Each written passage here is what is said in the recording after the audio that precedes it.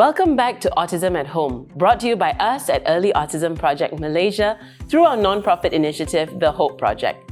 My name is Joshabeth Isaacs, and it's so nice to see you again.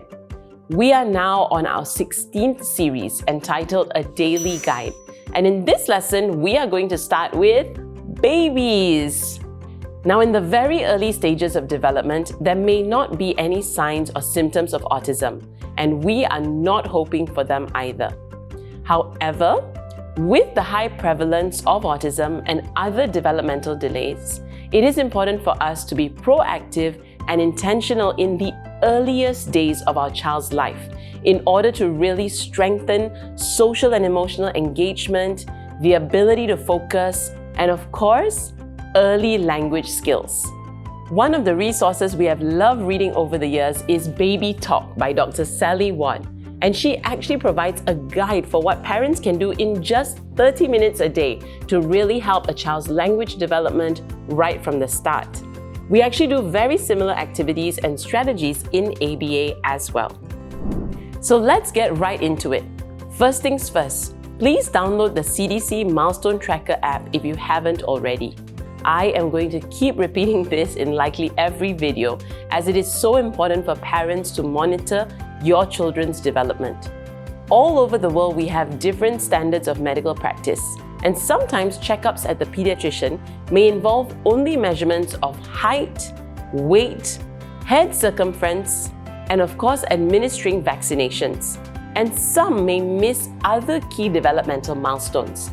So we always emphasize and encourage parents to monitor it on your own.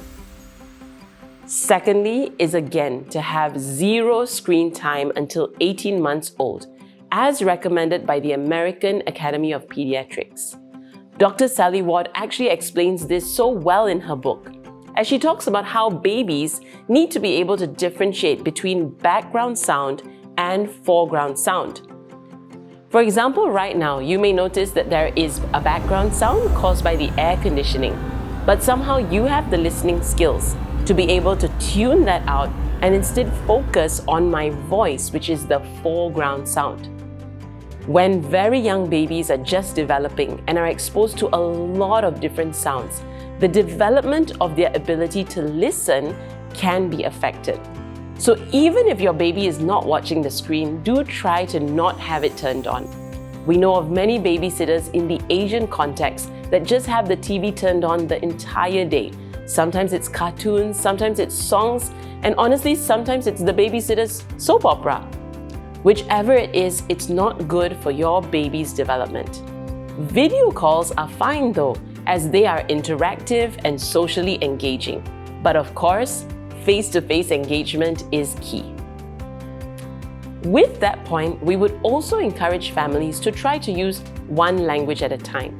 Now, before I get attacked by the internet community with research of bilingual and multilingual children, just hang on. All I'm saying is that if a child is struggling in any form of development, we always want to break it down. And so to simplify the number of languages a child is exposed to in the beginning will really help. We do have quite a number of our own kiddos with autism who are bilingual, but they were nonverbal initially and started with only one language. They became really successful and fluent in that language, and then they picked up the second language much more easily. In my own example of my own daughter, who seemed to be on track with all her milestones, but was much quieter than expected, we asked our BCBA consultant, Dr. Nan, and she suspected that our daughter was confused with too many languages. And sure enough, we checked with our nanny at that time, who confidently said, yes, she can understand Malay, she can understand Tamil, as our nanny had been speaking all those different languages to her. Well, we immediately stopped the other languages and spoke to her just in English, and within months, she was babbling and chatting away. So let's start by looking at the developmental milestones for this age. For 1 to 3 month olds, babies start making eye contact with caregivers, they start to track movements.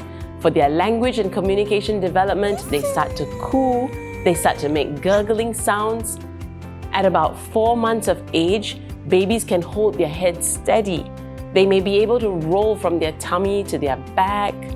They can hold and swing a toy. Then in the area of their social and play development, they start to smile spontaneously at people. They start to copy some movements and facial expressions like smiling and frowning. For their language and communication development, babies tend to be frightened by loud or angry voices and comforted by soothing voices. In terms of their cognitive development, they are able to reach for a toy with one hand and track items from side to side. They can also recognize familiar people and things at a distance. At 6 months of age, babies can start to roll over in both directions, back to front, front to back. They can begin to sit without support. They enjoy looking at themselves in the mirror. They begin to string vowels together when babbling oh, and they like to take turns. They're able to respond to their name being called. They bring things to their mouth and begin to pass things from one hand to the other. At 9 months, babies can start to get into a sitting position and sit without support. They may also begin to crawl. They may be afraid of strangers and cling to familiar adults more often. They begin to imitate sounds and tune in voices and gestures. They can also babble with long strings of sounds like mama, mama, mama, mama, and ba, ba, ba, ba, ba, ba, ba. They use fingers to point to things. Also, they begin to put things into their mouth and move items from one to another will start to take place even more smoothly. By the time they turn 1, they can get into a sitting position without help. They may also take a few steps without holding on for support. They can be shy or nervous with strangers, and they may cry when mom or dad leaves. They can understand their own name and a few names of other people. The little ones begin exploring things in different ways, like shaking, banging, and throwing. They can look at the right picture or things when it is named. By the time they reach 14 to 16 months, our little ones can look with interest at picture books. Then they're able to use 6 to 8 recognizable words. They're also able to look at familiar objects or people when they are named. So this is the stage of very early development, and most of us parents may be navigating through having a baby and trying to get our baby into a good sleep and eating routine. Additionally, ensuring your baby has enough floor time to give them the opportunity to develop those gross motor skills. But as you can also see from the developmental milestone table earlier, there is a lot going on. Your baby is like a sponge, and there is so much foundational development happening internally to develop social understanding, language, and also cognitive development. 0 to 3 years old is absolutely crucial for development. So our tips would be to focus on building engagement and joint attention, pre-language skills, as well as setting up a flexible structure. Okay, so here is where it gets real. As practitioners, we come into your home, we run the full therapy session, but as a parent, this can be very challenging as you already have your hands full with your baby. So we have tried to incorporate some strategies within your daily routine already, as well as a short 20 to 30 minute playtime, which you could try to do a few times a day, if not at least once a day. Here's what your baby's day could look like. Perhaps your baby wakes up around 7 a.m. and has some milk and essentially the morning routine. Then it is awake time and you're trying to engage and play with your baby, or perhaps some tummy time. Then it's nap time again, and then essentially this repeats till it's time to shower and go to bed for the night. Gradually, as babies start to eat solids, meal times become a core part of their routine as well. So that's a rough daily routine. What you want to do is to have specific intentional targets, which include engagement and joint attention, language, cooperation, and structure at each of those components of the routine. So, for example, wake up and milk time. Every opportunity is one to build rapport, engagement, and language. You could start to sing in a gentle voice, repeat key words as you go through the routine, and also have a consistent structure. Then, as milk progresses to solids, the mealtime routine is another great opportunity for labeling language, opportunity to request, consistent routine, to eat at the table with no devices. Then, at nap time, similar to waking up, this would be gentle affection, cuddles, and also you could start exposing to baby books. Bath times are also a fun opportunity to build engagement and language, and you want to label their body parts, as well as the different actions as you go through the shower routine. Most importantly, though, are the 20-minute sessions. The previous suggestions are naturalized teaching, but in an intentional way. This particular portion is actually an intentional play session where you would have a list of specific targets such as tummy time, toy play, interactive play through songs and tickles, as well as phrase completion and modeling language.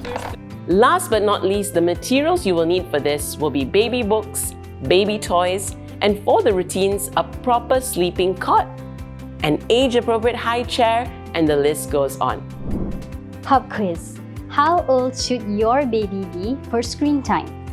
0 months is fine, 6 months old, 1 year old, or after 18 months? The answer is D.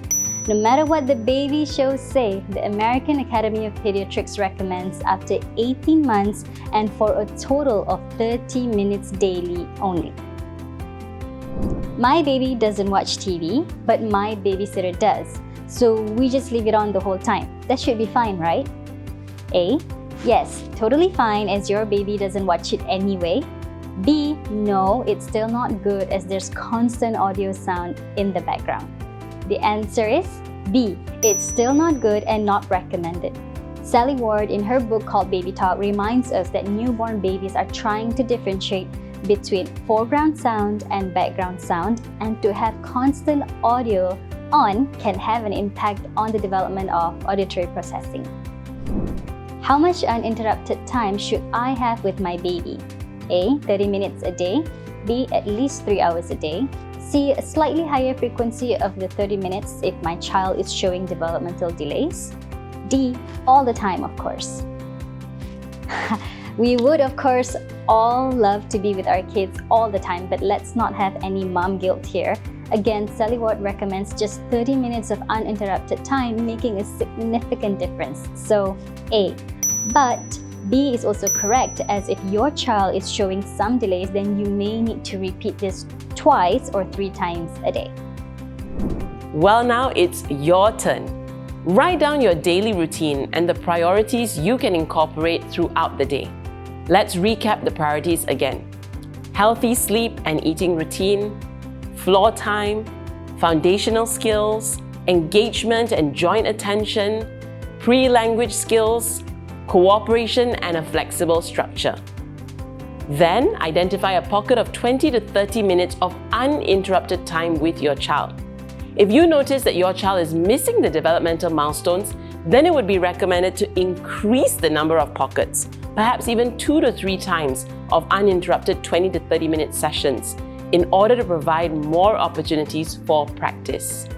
Lastly, try to get everyone who cares for your child to be on the same page. This includes your spouse, the grandparents, or other carers.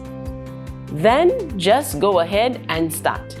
We hope that this is an easy-peasy guide, but the reality is that there are quite a few details. So please do let us know in the comments below if you have been able to implement this successfully at home. So that's it, a daily guide on autism at home for babies from 0 to 18 months old. In the next lesson, we will be focusing on 18 months to 3 years. Also, thank you so much for your support. And with the amount of interest that we have received online, we have actually started providing online services and currently work with clients in other states of Malaysia, New Zealand, Philippines, Singapore, and even Switzerland. So do scan the QR code here and get in touch with us for more information. If you haven't already, do check out our free online resource platform, Autism at Home, which has all the corresponding articles and downloadables for you. And don't forget to subscribe to our YouTube channel, follow us on Instagram and Facebook to stay updated. Thank you for watching, and we'll see you soon.